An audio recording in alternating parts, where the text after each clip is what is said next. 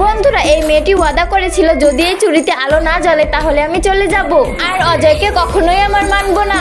আর এটাও বলেছিল যদি এই চুড়িতে আলো জ্বলে তাহলে আমি অজয়কে বিয়ে করব। চলো দেখি এই চুড়িতে আলো জ্বলে কি না। জলদি লাইট বন্ধ করো। অনেক হয়ে গেছে তোমার ড্রামা, জলদি বাইরে বের হও।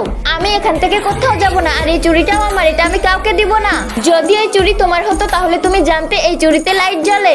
রিয়া, তোমার ব্যাপারে আমি এটা ভাবতেও পারিনি। তুমি কি যাবে নাকি সিকিউরিটিতে তোমাকে ধাক্কা দিয়ে বের করে দিব? আমি চলে যাচ্ছি আরজু, তোমাকে তো বাইরে দেখে নিব। আরজু, আজ কোম্পানিতে মিউজিক প্রোগ্রাম, তুমি আমাদের সাথে চলো। বন্ধুরা, মনে হচ্ছে আরজুর বিয়ে তো আজ হয়েই ছাড়বে। আরে কিউটি পটিটি কোথায় বসেছে? আমি তো দেখছিই না। আমাকে গিয়ে ওর কাছে বসতে হবে, নয়তো ও আমার থেকে কষ্ট পাবে। আব্বা চল দূরে যা।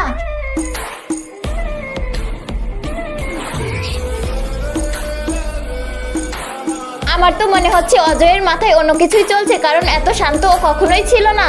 স্যার, আপনি যে ছোটবেলার গিটার আনতে বলেছেন সেটা আমি নিয়ে এসেছি। আরজু, তুমি বলেছো আমি তোমার ছোটবেলার বন্ধু, কিন্তু আমি এটা কিভাবে মানবো?